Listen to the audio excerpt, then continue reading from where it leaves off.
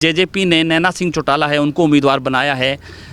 एक ही परिवार में हैं, आपने ओम प्रकाश चौटाला के सामने भी चुनाव लड़ा और अब ये दूसरा शायद ऐसा मौका है जब परिवार की एक सदस्य आपके सामने चुनाव लड़ेंगे। श्री देवीलाल बहुत बड़े डेमोक्रेट थे जी। और प्रजातंत्र की एक लाइन की परिभाषा है कि जहाँ विचारों का विरोधाभास हो वो उसे प्रजातंत्र कहते हैं। हम दो में टक्कर है, चुनाव होगा, क्या रिजल्ट आएगा, हम जीते हैं कांग्रेस जीते, ये लोग ये हिसार का रण है वो जीत पाएंगे रणजीत सिंह चौटाला? देखिए ये मोदी साहब का लोगों का मन बना हुआ कि यहाँ का एयरपोर्ट पूरे विश्व का सबसे बड़ा एयरपोर्ट बनेगा। मैं अपने परिवार से मैंने यही अपील की है कि आप लोग आने वाली 25 तारीख को अपना एक एक वोट बीजेपी के प्रत्याशी भाई रणजीत चौटाला जी को दी। मेरा चुनाव प्रचार दोनों ने संभाल रखा है, बहन जी बैठे हैं, इधर डॉक्टर साहब बैठे हैं। शहर में समझता हूँ एक तरफा माहौल हो रहा है सार शहर। देखिए वहाँ पार्टी में कई लड़ाई झगड़े हैं, पार्टी का हौसला टूटा हुआ है, डिप्रेशन में है पार्टी। 77 में भी ऐसे हालात नहीं थे जो आज कांग्रेस में हैं। कौन आएगा, जो भी आएगा, यहाँ अगर राहुल गांधी भी आ जाए तो ये दोनों बैठे हैं, कहीं है नहीं, जबान जब्त कर आगे भेजेंगे। नमस्कार, मैं हूं प्रमोद और आप देखना शुरू कर चुके हैं thesadkanaama.com। जैसा कि आप सब लोग जानते हैं कि लोकसभा के चुनाव चल रहे हैं और 25 मई को हरियाणा में 10 की 10 सीटों पर मतदान होगा। इस वक्त हम हिसार में हैं, मॉडल टाउन में। हमारे साथ बीजेपी के प्रत्याशी हैं चौधरी रणजीत सिंह चौटाला, स्वास्थ्य मंत्री है कमल गुप्ता और पूर्व मंत्री हैं सावित्री जिंदल। और तीनों ही जो नेता हैं वो पूरी ताकत झोंक रखी है हिसार को लेकर के। सबसे पहले हम बात करेंगे सावित्री जिंदल से। मैडम बहुत बहुत स्वागत आपका। पहले बहुत बहुत धन्यवाद जी। क्या कुछ कहना चाहेंगे? हिसार आपका, आपने कहा, संबोधन भी मैं सुन रहा था कि आपका परिवार है, आपका घर है। क्या कुछ कहेंगे? इस बार परिवार है वो क्या करेगा? मैं अपने परिवार से मैंने यही अपील की है कि आप लोग आने वाली 25 तारीख को अपना एक एक वोट बीजेपी के प्रत्याशी भाई रणजीत चौटाला जी को दीजिए, जिससे कि ये संसद में पहुंच सके और मोदी जी जो भारत विकसित का उनका सपना है उसको पूरा करवा सकें। धन्यवाद। हमारे साथ रणजीत सिंह चौटाला है। कैसे चल रहा है चौधरी साहब चुनाव प्रचार आपका? मेरा चुनाव प्रचार दोनों ने संभाल रखा है, बहन जी बैठे हैं, इधर डॉक्टर साहब बैठे हैं। शहर में समझता हूँ एक तरफा माहौल हो रहा है सार शहर में। तो क्योंकि पहले ये था कि आप कांग्रेस में थे, आप बीजेपी में थे, तो थोड़ा सा डिवीजन था।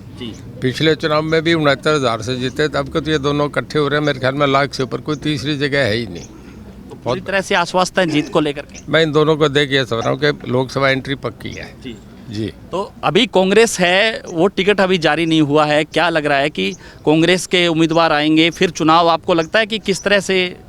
देखिए वहाँ पार्टी में कई लड़ाई झगड़े हैं, पार्टी का हौसला टूटा हुआ है, डिप्रेशन में है पार्टी। 77 में भी ऐसे हालात नहीं थे जो आज कांग्रेस में है।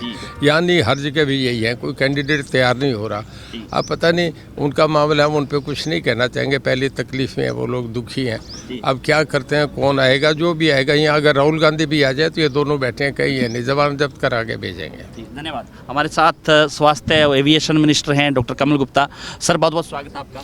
नमस्कार, धन्यवाद। क्या कहना चाहेंगे? सबसे बड़ा एयरपोर्ट बन रहा है, आपकी जिम्मेदारी है उसको लेकर के। अभी मंत्रालय भी आपको हाल ही में मिला है, क्या कुछ कहेंगे हिसार को लेकर के? बड़ी अपॉर्चुनिटी है एयरपोर्ट के बारे में। मैं जब ये कोड ऑफ कंडक्ट ख़त्म हो जाएगा तब आपसे बात करूँगा कि यहाँ का एयरपोर्ट पूरे विश्व का सबसे बड़ा एयरपोर्ट बनेगा और अनेक प्रकार की सुविधाएं, अनेक प्रकार की योजनाएं उसकी चल रही हैं, जो कि मैं आज आपको बता नहीं सकता।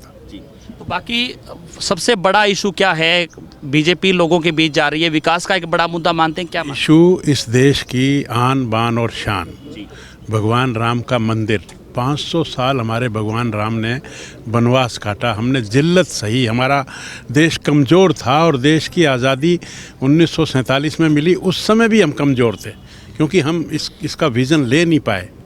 और हमने अब आज 22 जनवरी को जो भगवान राम का मंदिर बनाया है, हमने धारा 370 तोड़ी है, हमने 3 तलाक का काम हमने किया है, हमने बहुत सारी चीज़ें, यूक्रेन और रशिया का जो युद्ध था उसमें उन दोनों देशों ने 3 दिन का युद्ध विराम किया।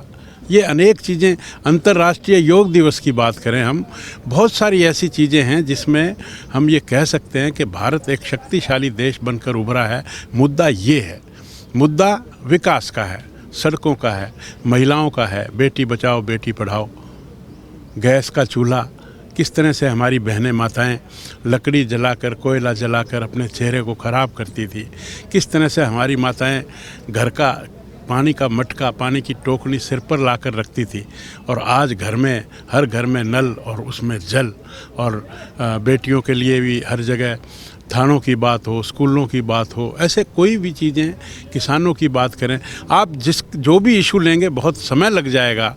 तो मैं समझता हूँ कि मुद्दा कांग्रेस के पास कुछ है नहीं। उन्होंने इस देश को 1947 में तोड़ने का काम किया, और ये जो राहुल बाबा जो लगे हुए हैं देश को जोड़ने में, कौन से देश को जोड़ने की बात करते हैं? देश तो एक था।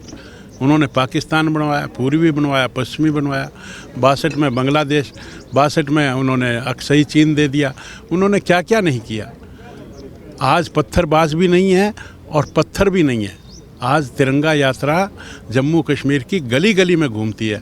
मैं समझता हूँ कि कोई कंपटीशन नहीं है। ये इस देश का दुर्भाग्य है कि इसमें अपोजिशन भी स्ट्रॉन्ग नहीं है।